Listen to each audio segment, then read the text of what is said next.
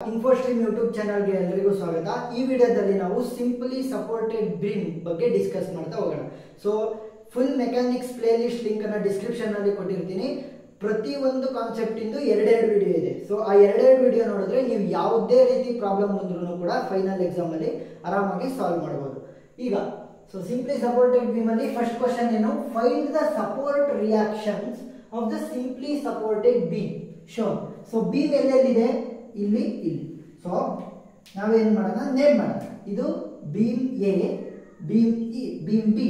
ಚೋಟ ಬೀಮ್ ಅಲ್ಲ, ಬೀಮ್ ಅಂದ್ರೆ ಏನು, ಸಪೋರ್ಟ್ ಕೊಡುವಂತದ್ದು. ಈಗ ಬ್ರಿಡ್ಜಸ್ ಗಳಿಗೆ ಸಪೋರ್ಟ್ ಕೊಟ್ಟಿರುತ್ತಲ್ಲ ಆ ಬೀಮ್, ಚೋಟ ಬೀಮ್ ಅಲ್ಲ.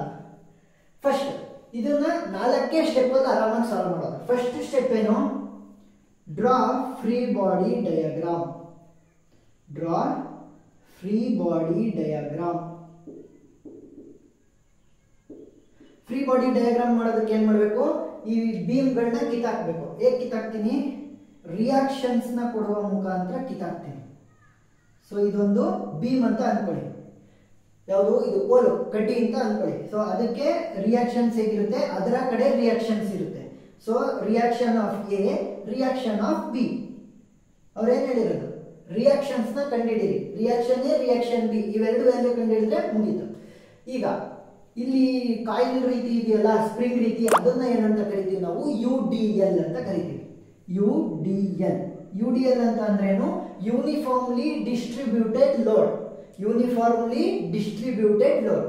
ಈ ಯೂನಿಫಾರ್ಮ್ಲಿ ಡಿಸ್ಟ್ರಿಬ್ಯೂಟೆಡ್ ಲೋಡ್ ನ ಈ ರೀತಿ ಪಾಯಿಂಟ್ ಫೋರ್ಸ್ ರೀತಿ ನಾವು, ಅಥವಾ ಪಾಯಿಂಟ್ ಲೋಡ್ ರೀತಿ ನಾವು ಕನ್ವರ್ಟ್ ಮಾಡಬೇಕು. ಯಾವುದಕ್ಕೆ, ಫ್ರೀ ಬಾಡಿ ಡಯಾಗ್ರಾಮ್ ಬರೆಯೋದಕ್ಕೆ. ಸೊ ಹೇಗೆ ಕನ್ವರ್ಟ್ ಮಾಡೋದು, ಫಸ್ಟ್ ಪಾಯಿಂಟ್ ಫೋರ್ಸಸ್ ಅಥವಾ ಪಾಯಿಂಟ್ ಲೋಡ್ ಯಾವ್ಯಾವ ಇದಾವೆ ನೋಡೋಣ. 30 ಕಿಲೋ ನ್ಯೂಟನ್, 20 ಕಿಲೋ ನ್ಯೂಟನ್, ಅವನ್ನ ಬರ್ಕೊಳ್ಳಿ. 30 kilo newton, next 20 kilo newton. ಡಿಸ್ಟೆನ್ಸ್ಗಳನ್ನ ಬರೀರಿ. 2 ಮೀಟರ್, 1 ಮೀಟರ್, 1.5 ಮೀಟರ್. ಈಗ ಮೊದಲನೇ ತಗೊಳ್ಳೋಣ, ಯಾವುದು, UDL. ಮೊದಲನೇ UDL. ಸೊ UDL ಹೇಗೆ ಸಾಲ್ವ್ ಮಾಡೋದು, base into height. Simple, base into height. So base ಎಷ್ಟಾಗುತ್ತಪ್ಪ, ಡಿಸ್ಟೆನ್ಸ್ ಬೇಸ್ ಎಷ್ಟಿರೋದು, ಇದು ಅಷ್ಟು ಇದೆಯಾ ಬೇಸು UDL. ಸೊ UDL ನ ಬೇಸ್ ಮೊದಲನೇದು ಯಾವುದು, 2. ಸೊ 2 ಇಂಟು UDL ವ್ಯಾಲ್ಯೂ ಏನ್ ಕೊಟ್ಟಿದಾರಲ್ಲ, ಇದು 10, ಅದನ್ನೇ ನಾವು 10 ಕಿಲೋ ನ್ಯೂಟನ್ ಪರ್ ಮೀಟರ್, ಅದನ್ನೇ ಹೈಟ್ ಅಂತ ತಗೊಳ್ಳೋಣ. So 2 into 10 is 20. ಸೊ ಇವಾಗ ಏನ್ ಮಾಡ್ಬೋದು, 20 ಲೋಡ್ ಅಥವಾ ಫೋರ್ಸ್ ಅನ್ನ ನಾನು ಈ ಬೀಮ್ ಮೇಲೆ ಆಕ್ಟ್ ಮಾಡಿಸ್ತೀನಿ. ಸೊ ಎಲ್ಲಿ ಆಕ್ಟ್ ಆಗುತ್ತೆ ಅಂತಂದ್ರೆ, ಈ ಏನು ಬ್ರೆಡ್ತ್ ಇತ್ತಲ್ಲ, ಅದರ ಬ್ರೆಡ್ತ್ B/2 ಅಂದ್ರೆ ಕರೆಕ್ಟ್ ಆಗಿ ಮಧ್ಯದಲ್ಲೇ ಆಕ್ಟ್ ಆಗುತ್ತೆ. ಸೊ ಬ್ರೆಡ್ತ್ ಎಷ್ಟಿದ್ದು, ಇದು UDL 2 ಮೀಟರ್.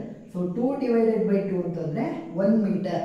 ಸೊ ಮಧ್ಯದಲ್ಲಿ ಇಲ್ಲಿ ಸ್ಟಾರ್ಟ್ ಇಂದ 1 ಮೀಟರ್, 1 ಮೀಟರ್, ಇಲ್ಲಿ 2 ಮೀಟರ್ ಇತ್ತಲ್ವಾ, ಅದು 1 ಮೀಟರ್ 1 ಮೀಟರ್ ಆಗಾಯ್ತು. ಸೊ ಈ ಪಾಯಿಂಟ್ ಅಲ್ಲಿ ಆಕ್ಟ್ ಆಗುತ್ತೆ. ಎಷ್ಟು, 20 kilo newton.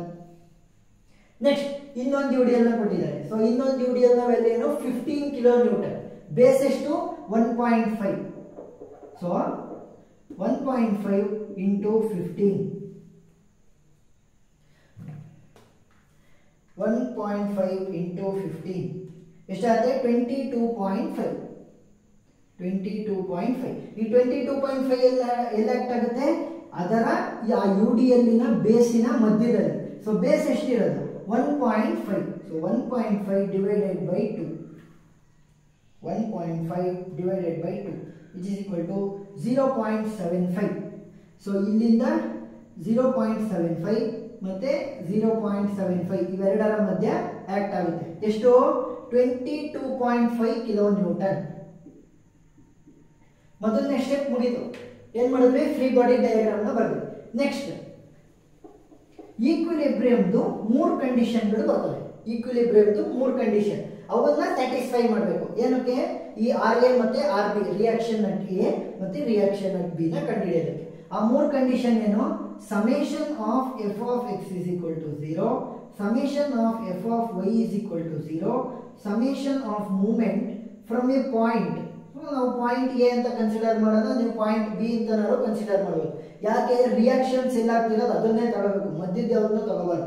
Reaction at A, reaction at B ಇರೋದ್ರಿಂದ ಇದನ್ನಾದ್ರೂ ರೆಫರೆನ್ಸ್ ಪಾಯಿಂಟ್ ತಗೊಳ್ಳಿ, ಇದನ್ನಾದ್ರೂ ರೆಫರೆನ್ಸ್ ಪಾಯಿಂಟ್ ತಗೊಳ್ಳಿ. ಸೊ ನಾನು momentum across A which is equal to 0, ಈ 3 ಪ್ರಾಪರ್ಟಿಗಳನ್ನ ಸ್ಯಾಟಿಸ್ಫೈ ಮಾಡಿದ್ರೆ ಈಕ್ವಿಲಿಬ್ರಿಯಮ್ ಕೂಡ ಬರುತ್ತೆ, ಈ ಎ ಮತ್ತೆ ಬಿ ಅಲ್ಲಿ ಆಕ್ಟ್ ಆಗ್ತಿರುವಂತಹ ರಿಯಾಕ್ಷನ್ ವ್ಯಾಲ್ಯೂ ಕೂಡ ನಮಗೆ ಸಿಗುತ್ತೆ. ಸೊ ಎಫ್ ಆಫ್ ಎಕ್ಸ್ ಅಂತಂದ್ರೇನು? ಎಫ್ ಆಫ್ ಎಕ್ಸ್ ಅಂತಂದ್ರೆ ನೋಡಿ, ಯಾವ್ಯಾವ ಫೋರ್ಸ್ ಸಿಸ್ಟಮ್ ಅಥವಾ ಲೋಡ್ಗಳಿದೆ ಇಲ್ಲಿ, ಅವು ಯಾವ್ಯಾವ ಹಾರಿಜಾಂಟಲ್ ಅಲ್ಲಿ ಅಪ್ಲೈ ಆಗ್ತಾ ಇದೆ. ಸೊ ಹಾರಿಜಾಂಟಲ್ ಅಂತಂದ್ರೆ ರೈಟ್ ಸೈಡ್ ಅಥವಾ left side.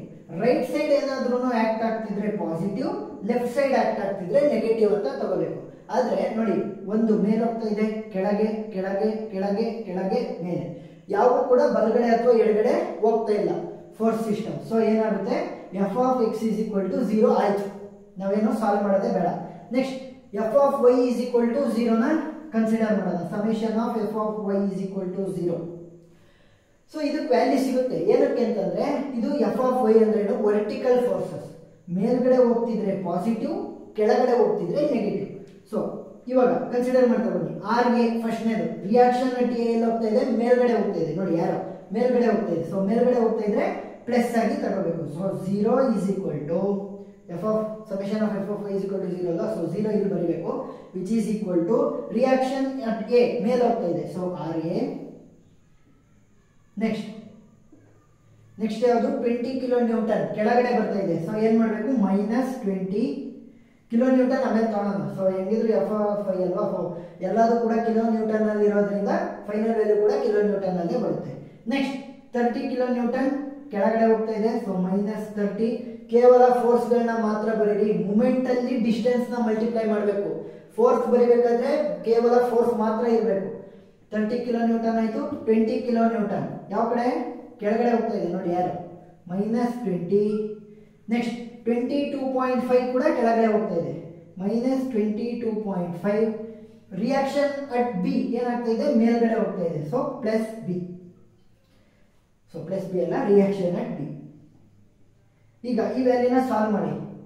R A plus R B ಇದೇನಾಗುತ್ತೆ 0. ಇವಾಗ ಇದಷ್ಟು ವ್ಯಾಲ್ಯೂನು ಕ್ಯಾಲ್ಕುಲೇಟ್ ಮಾಡಿ. Minus into minus plus, minus 20 minus 30 minus 50 ಆಯಿತು. ಮೈನಸ್ 20 ಮೈನಸ್ 22.5 ಮೈನಸ್ 44.5 ಆಯಿತು.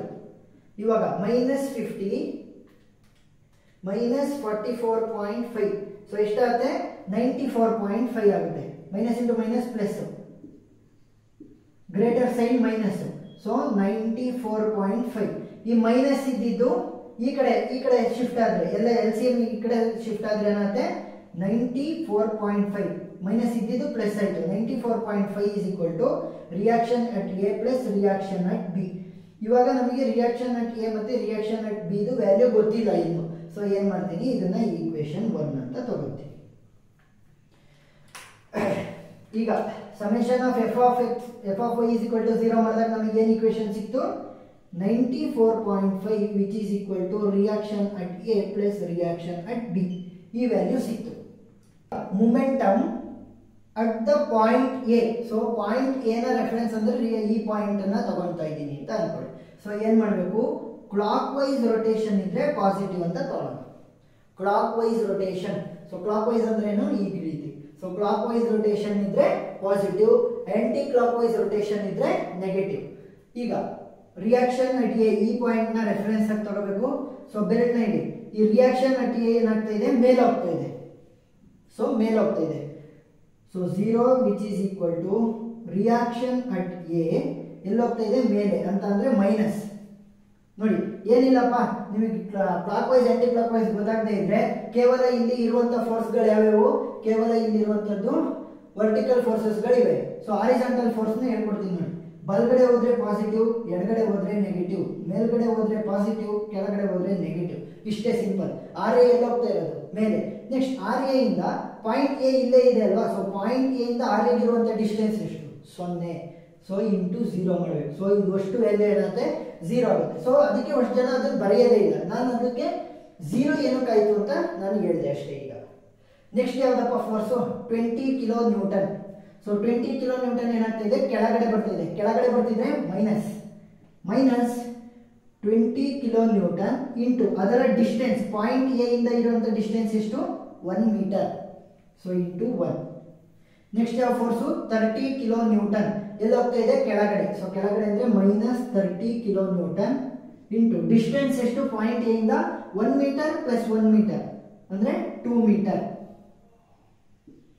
ನೆಕ್ಸ್ಟ್ ಫೋರ್ಸ್ ಯಾವುದು 20 ಕಿಲೋ ನ್ಯೂಟನ್. ಎಲ್ಲಿ ಹೋಗ್ತಾ ಇದೆ ಕೆಳಗಡೆ. ಸೊ ಮೈನಸ್ 20 ಇಂಟು ಡಿಸ್ಟೆನ್ಸ್ ಎಷ್ಟು ಇಲ್ಲಿಂದ ಇಲ್ಲಿಗೆ 2 metre, 2 metre plus 1 metre 3 metre. Next 22.5 kilo newton.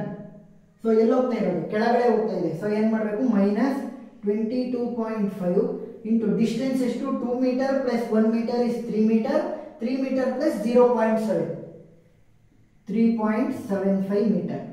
Next reaction at B ಎಲ್ಲಿ ಹೋಗ್ತಾ ಇದೆ ಮೇಲೆ, ಮೇಲೆ ಹೋಗ್ತಿದ್ರೆ ಏನು positive plus reaction at B distance ಎಷ್ಟು ರಿಯಾಕ್ಷನ್ ಅಟ್ ಬಿಗೆ 2 plus 1 3 plus 1.4 is 4.4.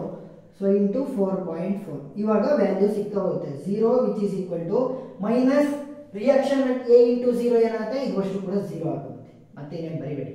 Next 20 into 1 minus 20 minus 30 into 2 minus 60 minus 20 into 3 minus 60. Next minus 22.5 into 3.75 22.5 into 3.75 which is equal to minus alva. So minus 84.375 plus 4.5 into reaction at B ಏನಂತೆ 4.5 reaction at D. ಈಗ ಇದಷ್ಟನ್ನು solve ಮಾಡಿ. Minus into minus plus ಅದರ greater sign ಏನು minus 20 60 80. So 80 minus 60 80 minus 60 minus into minus plus ಅದರ greater sign minus 80 plus 60 140. So 140 ಇದಷ್ಟು ಆಯಿತು ಇಲ್ಲಿವರೆಗೂ. Next 140 minus 84.375 plus 4.5 into reaction B. ಇವಾಗ ಮೈನಸ್ ಇಂಟು ಮೈನಸ್ ಪ್ಲಸ್ ಅದರ ಗ್ರೇಟರ್ ಸೈನ್ ಏನು minus ಇದೆ. So 140 plus 84.375 which is equal to 224.375 plus 4.5 reaction at B. ಈಗ ಏನು ಮಾಡ್ತೀನಿ ಇದು ಮೈನಸ್ ಇತ್ತಲ್ಲ ಇದನ್ನು ಈ ಕಡೆ ಶಿಫ್ಟ್ ಮಾಡ್ತೀನಿ. ಯಾಕೆ ನನಗೆ ಆರ್ ಬಿ ವ್ಯಾಲ್ಯೂ ಸಿಗುತ್ತೆ ಇದರಿಂದ.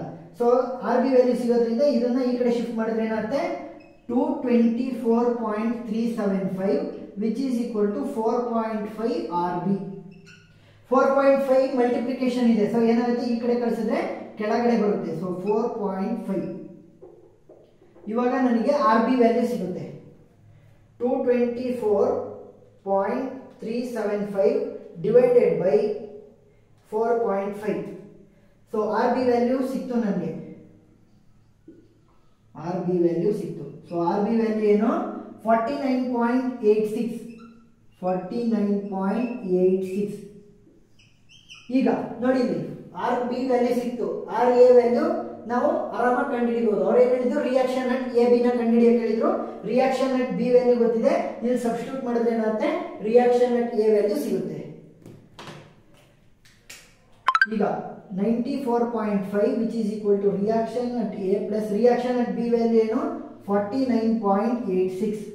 ಸೊ ರಿಯಾಕ್ಷನ್ ಅಟ್ ಎ ನ ಈ ಕಡೆ ಉಳಿಸ್ಕೊಂಡು ಈ 49 ಪಾಯಿಂಟ್ ನ ಈ ಕಡೆ ಕಳಿಸಿದ್ರೆ ಏನಾಗುತ್ತೆ 94.5 minus 49.86 94.5 minus 49.86. ಸೊ ವ್ಯಾಲ್ಯೂ ಎಷ್ಟಾಯ್ತು ರಿಯಾಕ್ಷನ್ ಅಟ್ ಎ 44.64. ಯಾವುದರಲ್ಲಿರೋದು ರಿಯಾಕ್ಷನ್ಗಳು ನೋಡಿ kilo newton. So kilo newton ಅಂತ ಬರೀ kilo newton. Reaction at A ಎಷ್ಟು 44.64 kilo newton. Reaction at B is equal to 49.86 kilo newton. So simply supported B problem ಅರ್ಥ ಆಗಿದೆ ಅಂತ ಅನ್ಕೊಂತೀನಿ. ಏನಾದರೂ ಡೌಟ್ ಇದ್ರೆ ಕಮೆಂಟ್ ಸೆಕ್ಷನ್ ಅಲ್ಲಿ ತಿಳಿಸಿ. ವಿಡಿಯೋ ಇಷ್ಟ ಆಗಿದ್ರೆ ಲೈಕ್ ಮಾಡಿ, ಶೇರ್ ಮಾಡಿ, ಸಬ್ಸ್ಕ್ರೈಬ್ ಮಾಡಿ. Thank you.